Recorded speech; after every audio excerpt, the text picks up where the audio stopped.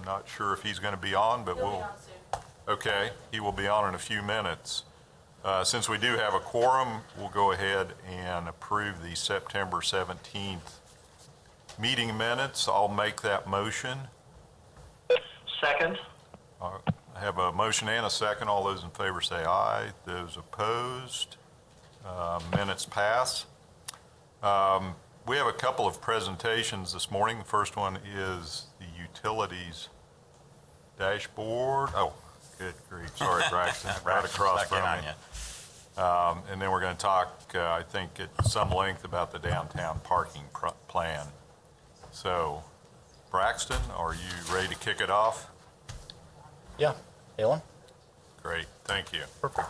So Braxton Copley, Utilities Department. I do want to point out that our wastewater engineer, Michelle Nicewinder, is present also, as well as Mike Lorenzo, who is the consultant who assisted us in the development. I just want to take a second to thank them for the tremendous job that they've done. And it was recognized by the Water Environment Foundation, who has actually published an account of their model in its latest journal. So good work, recognized by the professionals in the industry.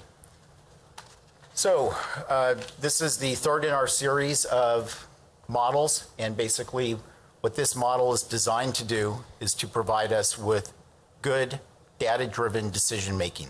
So we have about 840 miles of sanitary sewer line in our collection system. We do not have money to be able to replace all of those, so we need to be able to make good decisions in terms of replacement, rehabilitation, and we do that on a criticality-based model. So if I have a sewer line that serves a hospital, that would have a higher priority and higher criticality than a sewer line that serves a small residential subdivision. So a few guiding principles. We try not to operate pipes until failure. If we have an emergency repair, that needs to be addressed immediately because of the impact on the environment. And then where we have the opportunity to do trenchless rehabilitation, that's considerably more cost effective than doing point repairs or replacement, we will take advantage of that. So our goal, next slide, is to attempt to televise and inspect 10% of our 870 miles of sewer line every year so that we have a good sense of what the condition is on those. And then what we do is develop recommendations for prioritized cost-effective work. To date, we really got this project started in 2018 in terms of developing our model. Next slide, Halen. And then to date, we've done about 13% of the city. We were really hampered with COVID in terms of the impact on the CCTV crews as well as our crews to be able to support. Over the course of the next 9 months, we're planning to knock out about another 80 miles of pipe. Next slide. So again, as I have hinted to, what we're looking at developing using our GIS backbone is to come up with a cost-effective, data-driven means of selecting pipes for replacement and rehabilitation. And then as part of the model, we have the ability to just go in and update costs based on our latest projects that we've awarded so that we can globally do those cost increases. Next slide. Basically, continuation. Next slide. So here is getting into the dashboard. On the right-hand side, the top section, that is weighted pipe score. So black means that we don't have any data on it. Red are the critical areas, and then going down in color, orange, yellow, green, and then dark green. So you can see that we do have a good section of the pipes that have been analyzed in this. They're actually in good shape. The next set of bars down on the bottom right-hand side basically shows the recommended treatments. So black means that it's in good enough shape that corresponds with the green, that we don't need a treatment on it. Blue are the areas that are available for a cured-in-place pipe lining as opposed to replacement. And then the red are ones where we have to actually go in and do either spot repairs or replacement. The next slide, Helen. So here is the pipe treatment map. So that is basically what this is doing, is showing you in a geospatial environment what the bar graphs on the previous page showed you in terms of where we are in terms of the CIPP versus replacement, spot repair, the treatments laid out on the portion of the system that we've televised to date. Next page. So this is the heat map in terms of helping us to target where we're going in. The red areas are where we have a pipe that is over 110 years old. Those are the areas that we want to target first because of the likelihood of defects in those. And then as we move out into yellow-orange, that's by basically decades in terms of, as you would imagine, on the very edges of town where we have the newer development, we've got the pipe that's 8 to 30 years old. Next pipe. So this is really laying out what we've done so far. And to kind of help explain this, the green band across the center of the screen, that was the lining, the televising that we did in advance of the 12th Street project to be able to identify those. The red section down below that we have scheduled on this, now I'm talking about the bottom left hand, that is the 17th Street corridor. Again, that is to get us out there in advance of the work for 17th Street to be able to identify any areas that need to be lined or replaced, to take advantage of that so we don't have to go in and have a catastrophic failure after 17th Street has been improved. And then the very top center section, you see that big red square up there. That is the work that we have scheduled and currently are undergoing right now for the Quincy Viaduct. Again, the idea is if we're going to be investing millions and millions of dollars up there, we need to make sure that our infrastructure is sound. So this is this is drilling down deep into the model, and this has selected the highlighted pipe in the middle is the one that was selected. This particular pipe has a defect scoring of 636, and that is composed of both the O&M score as well as the structural score. And then you can see that we have pegged to that particular line segment, the one that's highlighted in the middle, that is the actual photo that relates to that defect, and you can see the break in the top of the pipe and the joint separation in that particular pipe. So certainly if any of the committee members would like to take a deep dive into the model, we will make ourselves available to set that up. So next steps is to continue to do our inspections of pipe and manholes, refine the actual dashboard in terms of the methodology behind that, in terms of the risk and condition scoring, and then continue to develop and put together projects for cost-effective treatment. And with that, I will stand for any questions that the committee has. Thanks, Braxton. Tony or Mike, any questions? I don't have any at this time, thank you. I don't have any, Neil. I apologize to the committee for getting on late. I had a meeting that ran a little longer than I anticipated, so my apologies. No worries.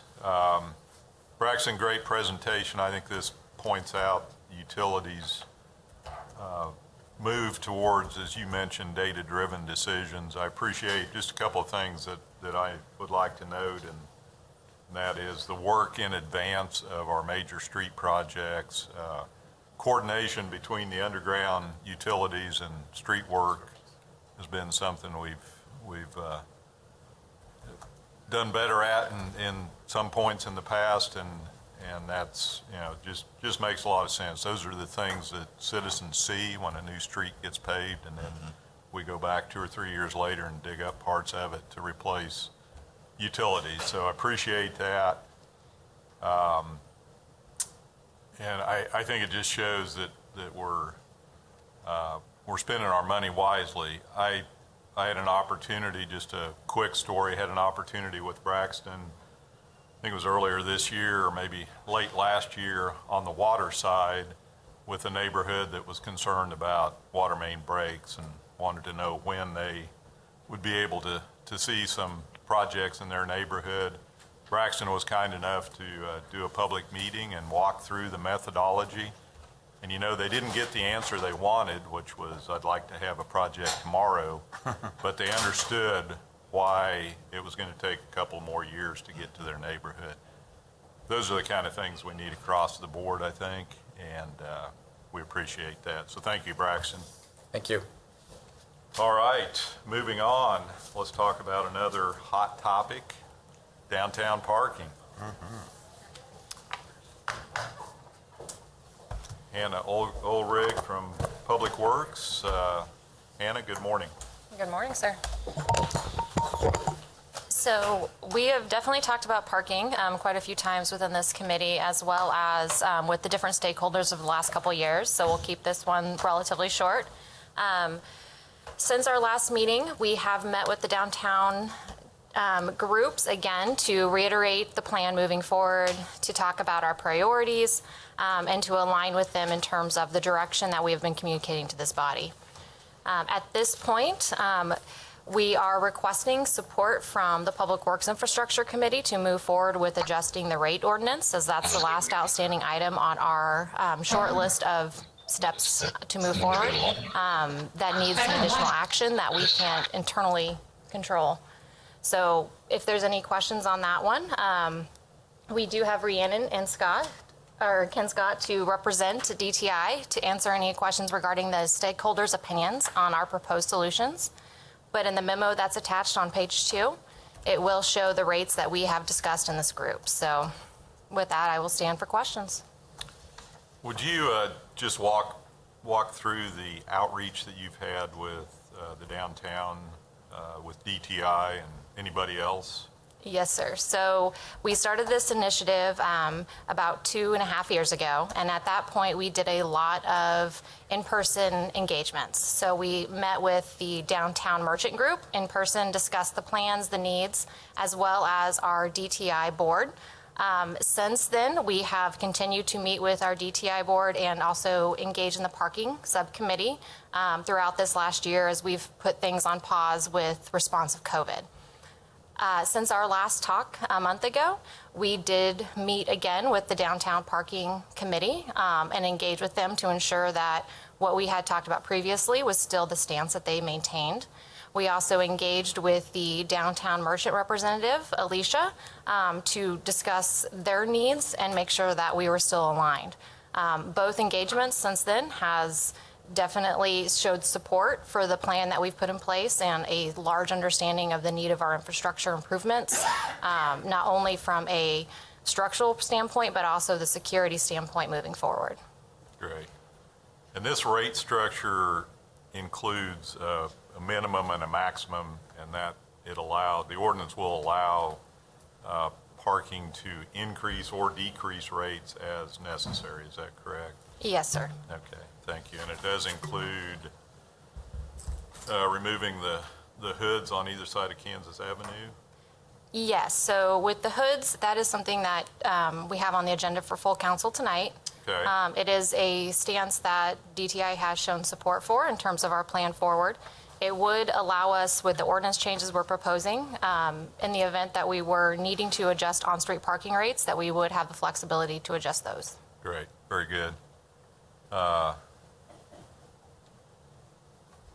Any comments from Rhiannon or Ken?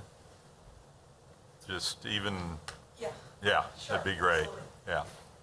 Yeah, so I would echo Hannah's comments in that the Public Works Department has done their due diligence. Clearly, the study they've put together, it's been detailed and outlined.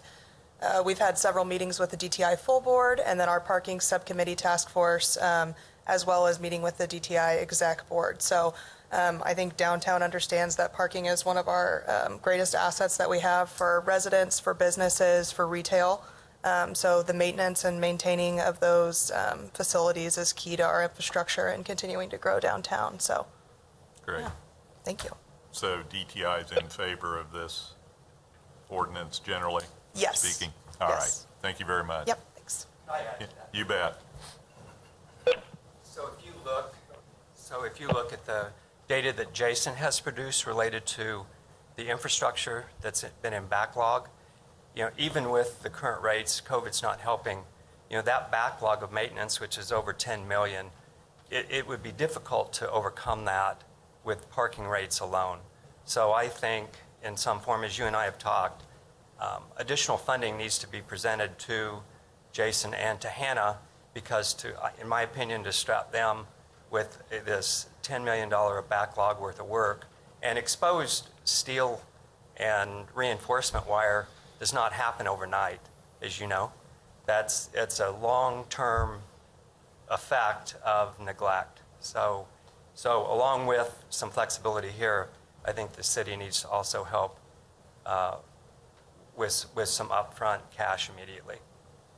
I appreciate that, Ken, and I know you deal with parking garages in your business. It's a tough business, and we've seen a number of years of neglect in the parking garages, and like other infrastructure that we're trying to rebuild, it's going to take time and money. So I appreciate that.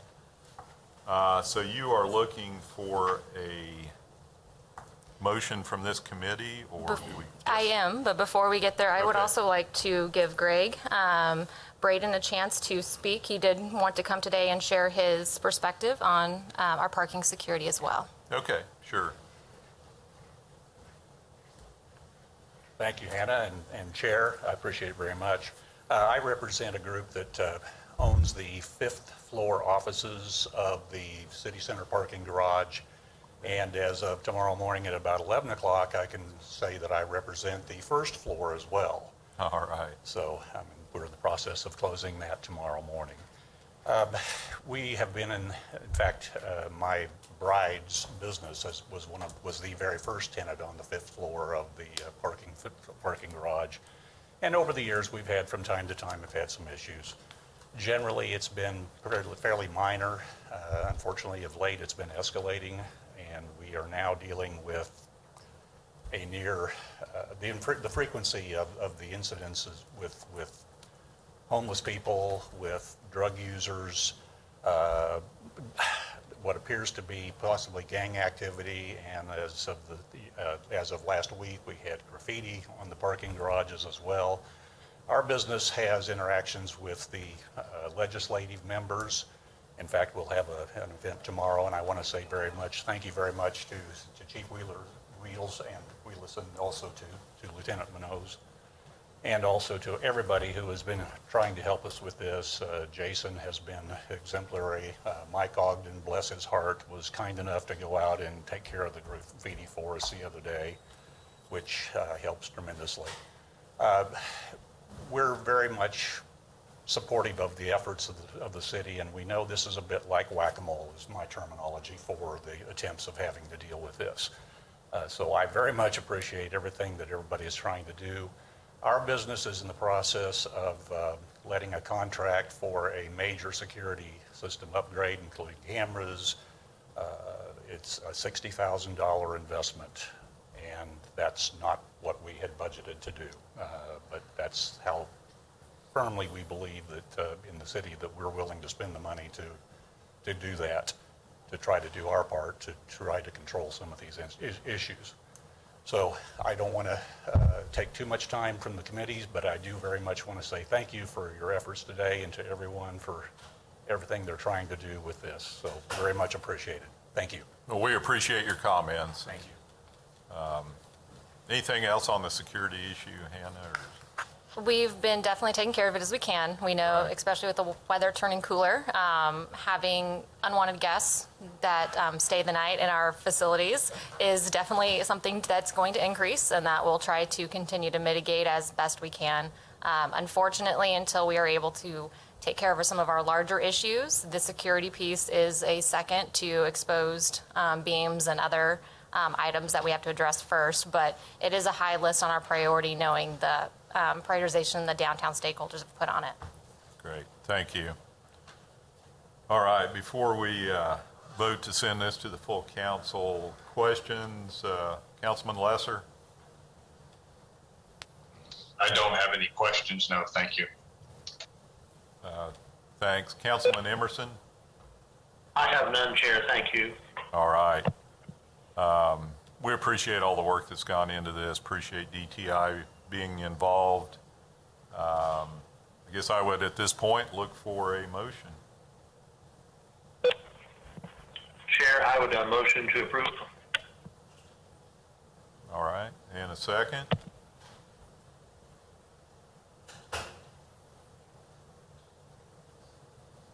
I'm going to guess that Councilman Lesser will second this. I just see the look in his eyes there, so. That's incorrect. All right, well then I'm going to second it. So we have a motion and a second. All those in favor say aye. Aye. Those opposed? Aye. All right, we pass this 2-1. Thank you. And with that, we have items from staff. Horseshoe Bend Street Resolution. Sir, Mr. Chair, just wanted to remind the committee, you all approved moving these two requests forward during the last subcommittee meeting, and it will go before the full body this afternoon or this evening, at which point I'll be bringing forward the explanation and requesting approval. The resolution has already been executed, and it'll be going before the full body this afternoon. All right. So no action is necessary from this committee? No, sir. Very good. Next item on the agenda is items from the committee. I have nothing. Councilman Lesser? Councilman Emerson? I have nothing, Chair. Thank you. All right. Anything else? Yes, sir. Yes, sir. I'd like, I really appreciated Braxton bringing forward the presentation on the utilities dashboard today. And based on conversations that you and I have had recently regarding the development of the street assessments and the resurfacing activity, I'd like to bring forward the streets assessment and dashboard at the next meeting, just to help you to appreciate. We also have a system in place. Ours is a bit more flexible from the standpoint of having to identify those streets across the city with the various council districts and making decisions based on what the current assessment is citywide, and the fact that over the last 5 years we've done 2 assessments on all of the city streets, but they were done with different methodologies. So the current assessment is not one that we have a high degree of confidence in, but we will be performing an additional or a follow-on assessment next year, at which point we will have a greater degree of confidence in the numbers that will be coming forward. But we do have a system in place, and I'd like to present that to the committee at the next meeting. Very good. Yeah, unfortunately, everybody can give you their opinion on the condition of the streets without any studies, unlike the underground utilities. So Yes, sir. we understand that. All right, City Manager, anything else? No. All right. Very good. I think. Mr. Chair? Yes. Mr. Chair? Councilman Yeah, Lesser. the only item that I had that I wanted to address was, I did want to say that I appreciated all the work Hannah and her staff and everyone has done on the parking. I did not vote against this in totality. I am in support of everything other than the implementation of the fee structure, and I wanted to clarify the reasoning for my vote, but at the same time thank her for her hard work and her staff's hard work, and I am supportive of all the other items in that, and I felt it important to make a clarification at this time, so thank you. Thank you, Councilman Lesser. This, I'm certain, will get a lot of discussion in the full council when it goes there, so we'll see what happens. All right. with nothing else on the agenda, I think we have a record meeting of 29 minutes. We are adjourned. Thank you, Chair. Thanks to Braxton's vocal command of information and ability to move smartly through it.